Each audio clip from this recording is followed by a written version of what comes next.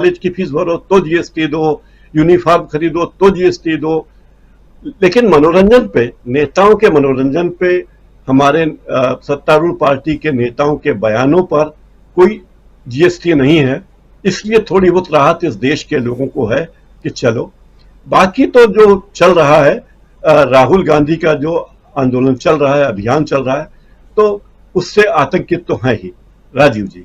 जी, राहुल गांधी के अभियान से, बयान से, उनके कार्यक्रमों से बीजेपी परेशान है, आतंकित है, हैरान है, हक्का बक्का है, और अलग अलग तस्वीरें राहुल गांधी फेंक देते हैं बाजार में, जिससे और परेशान हो जाती है बीजेपी। लेकिन इस परेशानी को ख़त्म करने के लिए, दूर करने के लिए बीजेपी कर क्या रही है? बीजेपी क्या आज से पहले वाली बीजेपी है, या बीजेपी भी अब बदल चुकी है? और कांग्रेस क्या आज है, या कांग्रेस भी बदल चुकी है? जरा समझना चाहता हूं सिंह साहब आपसे कि दो पार्टियां प्रमुख रूप से, बीजेपी भी अपना कुनबा बढ़ाना चाहती है और उसमें वो एनडीए को बढ़ाना चाहती है, जैसा बता रहे थे प्रशांत टंडन जी, और दूसरी तरफ हम कांग्रेस को भी देख रहे हैं। कांग्रेस की लीडरशिप में अब पहली बैठक होने जा रही है विपक्षी दलों की बेंगलुरु में 17 और 18 तारीख को, तो वहां भी वो कुनबा बढ़ाने की कोशिश करेगी। और ऐसे में दो नेता दिखाई दे रहे हैं, एक तरफ राहुल गांधी और दूसरी तरफ प्रधानमंत्री नरेंद्र मोदी, और इन दोनों नेताओं के नाम को लेकर के अमित शाह एक नहीं बल्कि 3 अलग अलग सभाओं में पूछ चुके हैं कि आपको कैसा प्रधानमंत्री चाहिए, कौन चाहिए, राहुल गांधी चाहिए या मोदी जी चाहिए। यानी वो सर्वे भी कर रहे हैं कि राहुल गांधी के सामने मोदी या मोदी के सामने राहुल गांधी कैसे एक दूसरे को ये चुनौती पेश करेंगे, ये साफ दिखाई दे रहा है। तो कैसे देखा जाए इन तमाम पहलुओं को, और उसमें भी आने वाला, चूंकि वक्त चुनाव का है, और चुनाव है, लोकतंत्र है, संविधान है, और जब हम बात 2024 के बाद की करते हैं तो ये सारी चीजें याद आती हैं फिर, इसलिए भी समझना चाहता हूं आप क्या देख रहे हैं। हुआ है तो दोनों ही पार्टियों का रूप, कलेवर, चिंतन धारा बदली है। भारतीय जनता पार्टी को अगर अटल जी के समय से देखें, अटल बिहारी वाजपेयी को दृष्टिकोण रखते हुए देखें, तो जो उदारवादी चेहरा भारतीय जनता पार्टी का था वो निश्चित रूप से एक तानाशाही भरे चेहरे में तब्दील हुआ है। और न सिर्फ तानाशाही भरे चेहरे में तब्दील हुआ है, बल्कि इनका जो आईटी सेल है आगे आने वाले समय में यह ग्लोबल की तरह से, ग्लोबलिज्म की तरह से याद किया जाएगा।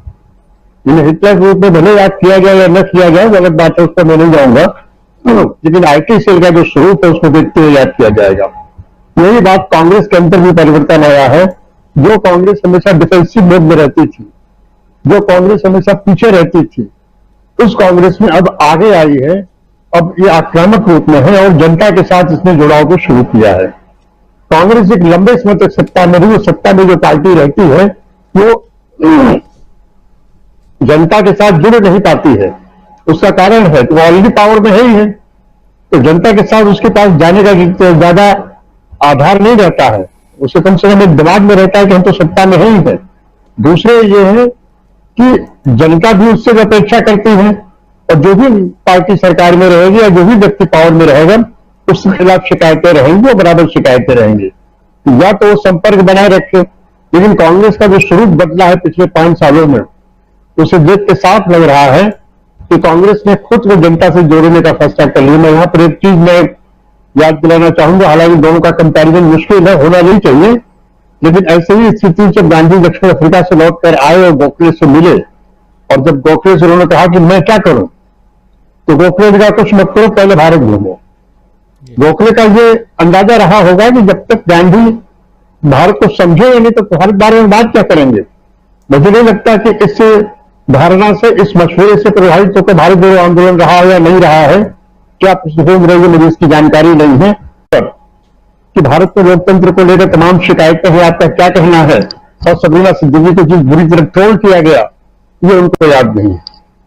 दूसरी चीज, धान बोने को लेकर, धान को मैं एक प्रतीकात्मक समझता हूं। निश्चित रूप से प्रोग्राम रहा होगा कि भाई खेत में अगर उतरा जाए, देखा जाए क्या है। एक सज्जन मुझसे कह रहे थे कि ट्रैक्टर पर बैठे हैं और उनकी टी शर्ट पर कीचड़ का दाग दिखने लगा। मैंने कहा वो धान रोपने गए थे और वहां बैठे हुए हैं, तो कहा कि क्या आपको प्री प्लान नहीं लगता? हम कहें प्री प्लान भी हो सकता है, राजनीति भी है, लेकिन इस तरह की राजनीति लंबे समय तक गायब रही। इस तरह की राजनीति मंदिर की राजनीति से, इस तरह की राजनीति हिंदू मुस्लिम टकराव की राजनीति से, इस तरह की राजनीति झूठ बोलने की राजनीति से, इस तरह की राजनीति भ्रष्टाचार के खिलाफ पूरी मॉडल की गारंटी देने की राजनीति से बेहतर है, और इस तरह की राजनीति का स्वागत किया जाना चाहिए। इसीलिए आज हरियाणा के तीनों लोग बौखलाए हुए, तीनों का बयान देखिए। एक कहते हैं कि दिन भर की मजदूरी बची, एक कहते हैं कि ट्रैक्टर का कॉमर्शियल लाइसेंस नहीं था, एक कहते हैं सुरक्षा की बात थी। लेकिन उन्हें यह भी नहीं पता है गृह मंत्री हरियाणा सर को कि जैसे ही वहां से मूवमेंट होता है वीआईपी कारकेट का, तो राहुल गांधी आज भी सुरक्षा में है और इनके पास सीआरपी या एनएसजी की सुरक्षा है, इनका अपना कंट्रोल रूम है। वो जैसे ही मूव करते हो, जहां भी जाते हो, आगे बताते चले जाते कि यहां जा रहे हैं। तो ऐसी स्थिति होने का मतलब कि हमने पहले बता दिया होता, तो पहले बता दिए होते तो क्या पता ये रोक लगा देते। तो इन चीजों को समझना पड़ेगा हमें कि आखिर ये लोग राहुल गांधी के प्रति हमलावर क्यों हैं। राहुल गांधी के प्रति हमलावर इसीलिए हैं कि इनको शुरू से ही अंदाजा था कि यही एक ऐसा व्यक्ति है जिसे अगर कंट्रोल नहीं किया गया तो ये हम लोगों को एक बड़ी चुनौती पेश कर देगा। इसीलिए अरबों रुपया खर्च करके तमाम आईटी सेल के पैसे से एक नकारात्मक छवि रही गई, और ये छवि अब जब ध्वस्त हो गई है, पूरी तरह ध्वस्त हो गई है, और बल्कि आईटी सेल का झूठ भी खुल गया है। रोज कोई कोई बात ऐसी सामने आती है जबकि अमित मालवीय का झूठ खुल जाता है। ट्विटर पे मैं देखता रहता हूं, अक्सर चीजें अखबारों में पढ़ने को मिलती हैं, प्रोग्राम्स में देखने को मिलती है। तो ऐसी स्थिति में अब वो बौखलाहट है। तो जब बौखलाहट में आप आएंगे तो बहुत सी गलतियां करेंगे, और इसलिए जेपी नड्डा को गुजरात में ये नहीं बता पा रहे कि 9 साल में क्या हुआ, ये बता रहे कि लंदन में उन्होंने क्या किया। और बात अगर लोकतंत्र की ही होती है तो प्रशांत जी ने बड़ा ये नई जानकारी, जो हमें इसके बारे में जानकारी नहीं थी, तो अमेरिका से जो शिष्टमंडल आया हुआ है वो इस लोकतंत्र की बात करने आया है। निश्चित रूप से अंदर खाने को इनकी गंभीरता से चर्चा हो रही होगी। तो ऐसी स्थिति में मुझे लगता है कि भारतीय जनता पार्टी को भी आपने एक ऑप्शन दिया है कि फिर पस्त हुई, रोज कोई न कोई ऐसा मौका आ रहा है जिसमें वो अपने को डिफेंसिव पा रहे हैं और फर्स्ट होते जा रहे हैं। और उनका जो मोदी ब्रांड है वो तो खत्म हो चुका है, और इसे तो आरएसएस ने भी मान लिया है कि अब उस चेहरे पर वोट नहीं मिलेगा, अब हिंदुत्व वोट नहीं मिलेगा। इसलिए उन्होंने छोटी छोटी पार्टियों को एनडीए के रूप में संगठित करना शुरू किया है। लेकिन ये बात बिल्कुल सही है कि अगर यूनिफॉर्म सिविल कोड लाया गया, अभी इसका ड्राफ्ट ही नहीं है, और यदि इसको सीए के तर्ज पे बनाया गया, एंटी मुस्लिम जानबूझ के बनाया गया और बिल्कुल बेवकूफों की तरह से इसको अगर ड्राफ्ट किया गया, तो इसका असर एनडीए के कुंडे पर ही पड़ेगा। हालांकि कुंडा अभी भी बना नहीं है, लेकिन जैसे उनकी कोशिश हो रही है वो हो रही है। तो मैं समझता हूं कि राहुल गांधी एक बड़ी चुनौती बन गए हैं, और ऐसी बड़ी चुनौती बन गए हैं जिसका उत्तर अभी मिल नहीं रहा है। इसलिए कंफ्यूज है, भ्रमित है और डिस्टर्ब है।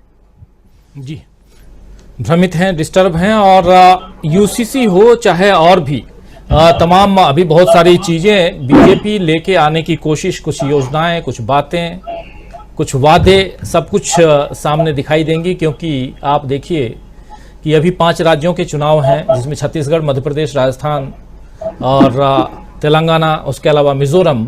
और 2024 के चुनाव के समय आप याद कीजिए कुछ समय भी 4 राज्यों के चुनाव हैं, जहां तक मुझे ध्यान आ रहा है, जिसमें 2 पूर्वोत्तर के राज्य हैं, एक सिक्किम है, एक अरुणाचल प्रदेश है, और इधर एक उड़ीसा है और एक आंध्र प्रदेश है।